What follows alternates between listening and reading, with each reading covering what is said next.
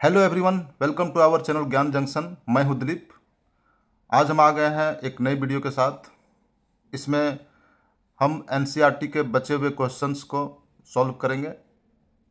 पिछला क्लास में हम लोगों ने 1 से लेकर 9 तक के क्वेश्चन को सॉल्व कर लिया था, उसको समझ लिया था।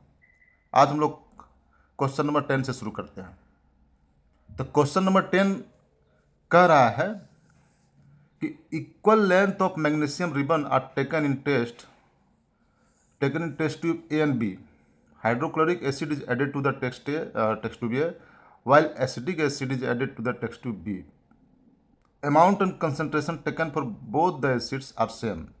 In which test tube will the fizzing occur more vigorously and why? उन दोनों में अगर चेक करना है किस में अधिक तेजी से बदबूदाहट की आवाज आएगी, वो पता करना है और क्यों आएगी। ठीक है, जब दोनों का कंसंट्रेशन, दोनों का क्वांटिटी सेम रहेगा तब। तो इसको हम लोग सॉल्व करने के लिए पहला चीज़ समझना होगा कि एसिडिक एसिड और हाइड्रोक्लोरिक एसिड दोनों में कौन स्ट्रॉन्ग एसिड है, दोनों में कौन स्ट्रॉन्ग। तो हम लोगों ने पहले से पता है हम लोग को कि ज़्यादा स्ट्रॉन्ग एसिड हाइड्रोक्लोरिक एसिड है। क्यों है एसिडिक एसिड ज़्यादा स्ट्रॉन्ग क्यों है? क्योंकि एसिड का जो प्रॉपर्टी था उसमें ये बात हम लोग समझ लिए थे कि अगर हम लोग अभी तक ये समझ चुके हैं कि H+ आयन का जितना ज़्यादा अवेलेबिलिटी होगा, जितना ज़्यादा रिलीज करेगा, उसका एसिडिक वैल्यू उतना ही ज़्यादा होगा, वो उतना ही स्ट्रॉन्ग एसिड होगा। तो इन दोनों केस में केस वन में जिसमें HCl रखा हुआ है, केस वन जिसमें HCl रखा हुआ है और केस टू जिसमें एसिडिक एसिड रखा हुआ है, इन दोनों में टेस्ट ट्यूब ये acidic acid will see more vigorous fizzing because hydrochloric acid is a strong acid, meaning it completely ionize in water में डिसोसिएट हो जाता है और high concentration of H+ ion release करता है।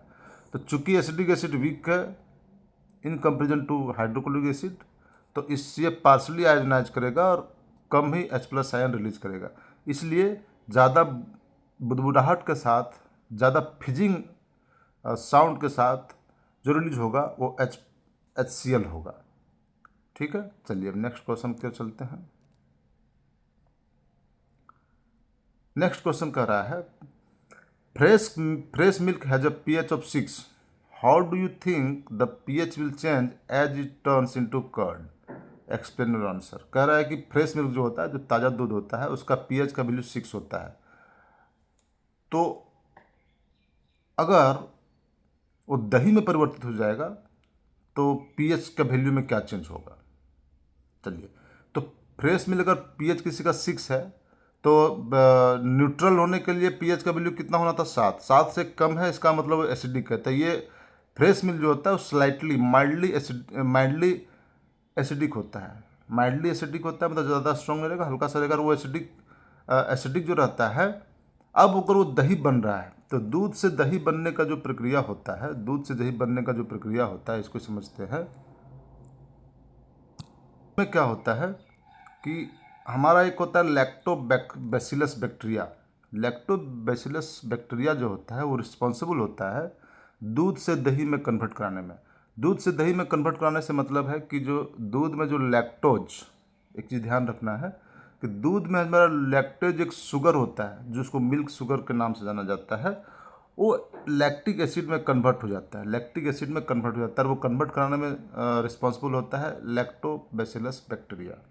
ठीक है, तो चूंकि अब ये लैक्टोज लैक्टिक एसिड में कन्वर्ट हो जा रहा है, मतलब अब लैक्टिक एसिड इसको मोर एसिडिक बना दे रहा है दही को, इसलिए दही जो होता है खट्टा लगता है खाने में। ठीक है, तो चूंकि ये मोर एसिडिक बना दे रहा है दही को, तो ऑब्वियस सी बात है कि उसका जो pH का वैल्यू होगा वो 6 से नीचे ही आएगा, है ना। तो 6 से नीचे आएगा तो 4.5 और 5 के बीच हो सकता है। तो इस तरह से हम लोग समझ गए कि अगर दूध से दही बनेगा तो pH का वैल्यू डिक्रीज करेगा 6 से, और जो कि 4 से 5 के रेंज में हो सकता है। ठीक है, चलिए नेक्स्ट क्वेश्चन की ओर चलते हैं।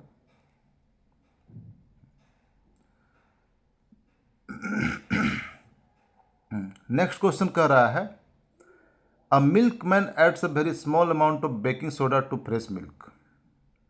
बेकिंग सोडा मिलाता है ताज़ा दूध में मिल्कमैन, दूध वाला, ठीक है। तो कह रहा है why does he shift the pH of fresh milk from 6 to slightly alkaline. पहला क्वेश्चन ये कर रहा है कि वो क्यों क्यों ये चाहता है सोडा मिला के कि उसका फ्रेश मिल्क का जो पीएच वैल्यू है 6 से थोड़ा सा बढ़ा दे, अल्कलाइन कर दे, मतलब 6 से 7 8 की ओर ले जाए। अल्कलाइन होने का ये मतलब है ना कि वो 6 से ज़्यादा रहेगा, मतलब वो उसका वैल्यू 7 से ऊपर रहेगा, ठीक है। क्यों चाहता है, पहला तो ये है। तो पहले ये समझते हैं कि वो चाहता क्यों है ऐसा। तो पहले ये समझते हैं कि बेकिंग सोडा जो होता है बेकिंग सोडा वो माइल्डली अल्कलाइन होता है, बेसिक नेचर का होता है। तो जब उसको थोड़ा सा मिलाते हैं small amount of baking soda in milk, तो क्या होता है कि इसका जो एसिडिक वैल्यू जो होता है, जो मिल्क का जो ओरिजिनल जो नेचर होता है वो स्लाइटली एसिडिक होता है, उसको थोड़ा सा स्लाइटली अल्कलाइन क्यों लिया जाता है। मतलब अगर 6 से 6.3 के रेंज में था, उसको थोड़ा सा 7 से 7.2 की ओर ऐसा ले जाता है, ठीक है ना। 7 से 7.2 के लिए स्लाइटली उसको अल्कलाइन कर देता है। इसका करने के पीछे कारण है दूध को मतलब खट्टा होने से बचाने के लिए। कैसे खट्टा, क्योंकि अगर उसको हम ऐसे ही छोड़ देता बिना कुछ मिलाए हुए, तो क्या होता कि इन्वायरमेंट में आने के बाद वो lactic acid, the growth of lactic acid होने लगता। दूध में लैक्टिक एसिड का ग्रोथ होने लगता बिकॉज ऑफ लैक्टोबैसिलस बैक्टीरिया, और वो ग्रोथ करके उसको दूध को खट्टा करने लगता है, क्योंकि लैक्टिक एसिड बढ़ेगा तो वो खट्टा हो जाएगा एसिड के कारण, एसिडिक के कारण। और जब वो खट्टा हो जाता तो फिर वो फर्दर यूज के लिए रहता नहीं। तो इसीलिए उसको चाहता है कि वो इसको थोड़ा हल्का सा अल्कलाइन कर दे, उसको हल्का सा बेसिक कर दे, अल्कलाइन इन्वायरमेंट में रख दे, ताकि दूध को हम ज़्यादा देर तक फ्रेश रख सकें, ठीक है। ये उनका पर्पस होता है बेकिंग सोडा मिलाने का, कि जो एसिडिक इन्वायरमेंट है उसको बेसिक इन्वायरमेंट में कन्वर्ट करना चाहता है, ताकि ज़्यादा देर तक उसको हम खराब होने से बचा सकें, ठीक है। तो इसको आई होप कि हम लोग इसको समझ गए। नेक्स्ट पॉइंट है why does this milk take a long time to set as curd. अब इसी का क्वेश्चन उल्टा पूछ रहा है कि क्यों ज़्यादा देर लगता है उसको दूध से दही बनने में, जिस दूध में बेकिंग सोडा मिलाया गया हुआ रहता है। तो चूंकि बेकिंग सोडा अगर उसमें मिलाया गया है, तो अब वो ऑलरेडी जो है सो अल्कलाइन हो चुका है, स्लाइटली अल्कलाइन हो चुका है। तो जब वो स्लाइटली अल्कलाइन हो चुका है, तो उसको वो अगेन वापस एसिड में आने के लिए, एसिडिक कैरेक्टर को गेन करने के लिए ज़्यादा टाइम लगेगा। क्योंकि क्योंकि क्या हो रहा है कि अब मिल्क जो अल्कलाइन है, अब जो मिल्क है वो अल्कलाइन है, यानी कि पीएच का वैल्यू जो है 7 से ऊपर हो चुका है। तो उसको 4.5 और 5 के बीच में आने के लिए पहले उसको जो अल्कलाइन नेचर था उसको पहले वो न्यूट्रलाइज करेगा, पहले उसके साथ वो फाइट करेगा, उसको ख़त्म करेगा, उसके बाद 7 तक पहुंचेगा, फिर 6 तक पहुंचेगा, फिर 5 तक पहुंचेगा। तो ऑब्वियस ही बात है, जो 7:30 से जो 5 को जो जर्नी है वो थोड़ा ज़्यादा टाइम लेगा। अगर वो ऐसा नहीं हुआ रहता, तो फ्रेश नॉर्मल रहता, बिना एडिट का रहता, तो उसमें क्या होता, 6 रहता, 6 से 5 पहुँचना, और एक होता है 7:30 से 5 पहुँचना। ऑब्वियस सी बात है 7:30 पीएच से 5 पहुँचने में ज़्यादा टाइम लगेगा, क्योंकि पहले उसको न्यूट्रलाइज करना पड़ेगा। तो इसीलिए चूंकि वो पहले से अल्कलाइन होता है, तो उसको एसिडिक पहुंचने में थोड़ा टाइम लग जाता है। इसीलिए जिस दूध में बेकिंग सोडा मिलाया हुआ रहता है उसको थोड़ा ज़्यादा टाइम लगता है दही बनने, क्योंकि दही बनना प्रक्रिया क्या है, एसिड में कन्वर्ट होना, लैक्टिक एसिड के फॉर्मेशन के कारण, ठीक है। चलिए अब नेक्स्ट पॉइंट की ओर चलते हैं।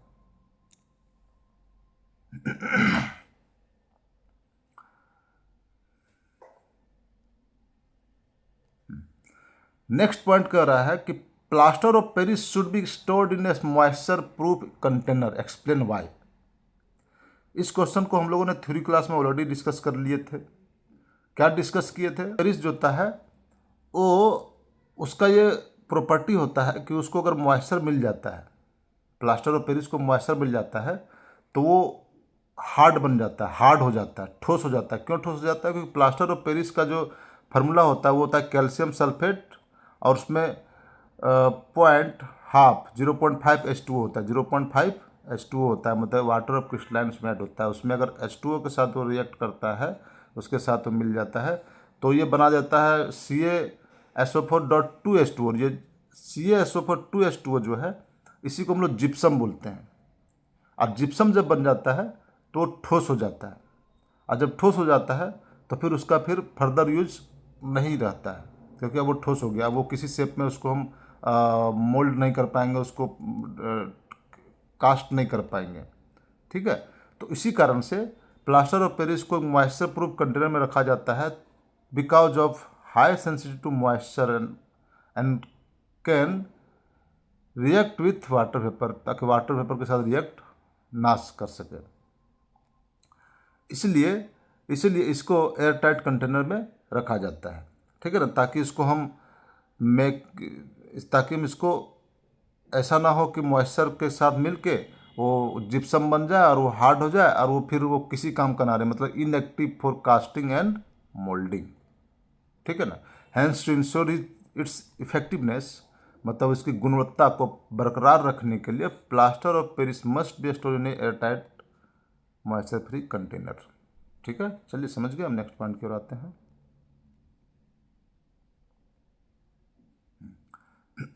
नेक्स्ट क्वेश्चन क्या कर रहा है?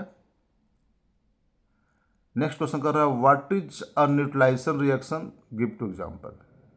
इस पर हम लोग एनफ डिस्कशन हो चुका है, ज़्यादा इस पर बात करेंगे नहीं। न्यूट्रलाइजेशन रिएक्शन के लिए इस न्यूट्रलाइजेशन का क्या था स्टैंडर्ड रूल फार्मूला क्या था? एसिड प्लस बेस से क्या बनेगा? Salt plus water. इसी को हम लोग बोलते हैं न्यूट्रलाइजेशन रिएक्शन, जिसका पीएच का वैल्यू 7 होता है। उसका 2 एग्जाम्पल है, देखिए। HCl NOH साल्ट और वाटर बनाएगा, H2SO4 sulphuric acid, KOH potassium hydroxide, K2SO4 और H2O बनाएगा। Salt salt plus water, salt plus water. इस पर कह रहा है कि give 2 important uses of washing soda and baking soda, मतलब वाशिंग सोडा और बेकिंग सोडा, इनका 2 यूज का बात कर रहा है। तो हम लोग थ्योरी क्लास में ऑलरेडी जो है सो 2 क्या उससे ज़्यादा यूज के बारे में देख लिए थे, उसी का रिपीटेटिव क्वेश्चन है। आप चाहे तो थ्योरी क्लास का भी देख सकते हैं ना, तो यहाँ भी इसका 2 यूज हम जो है सो मेंशन कर दिया है। तो वाशिंग सोडा जो होता है उसको बोलते हैं सोडियम कार्बोनेट। तो इसका जो यूज होता है, पहला यूज होता है इसको लॉन्ड्री में यूज करते हैं, लॉन्ड्री में यूज करते हैं। और जो है सो जो गंदगी होता है उसको साफ़ करने के लिए, जो किसी कपड़ा में होता है गंदगी होता है, दाग होता है, धब्बा होता है, उसके साफ करने के लिए यूज इन लॉन्ड्री, पहला हो गया। दूसरा होता है क्लीनिंग और हाउस होल्ड प्रोडक्ट के रूप में यूज होता है, making detergent and cleaning agent. तो वो क्या करता है कि टाइल्स को क्लीन में भी काम आता है, टॉयलेट्स बाथरूम का क्लीन करने काम आता है। ठीक है ना, तो यूज हो गया। अब आते हैं बेकिंग सोडा। बेकिंग सोडा को हम लोग बोलते हैं खाने वाला सोडा भी बोलते हैं। ठीक है ना, तो इसको जो कि खाने वाला सोडा बोलते हैं, क्यों बोलते हैं? क्योंकि यूज्ड इन कुकिंग, पहला खाने वाला सोडा।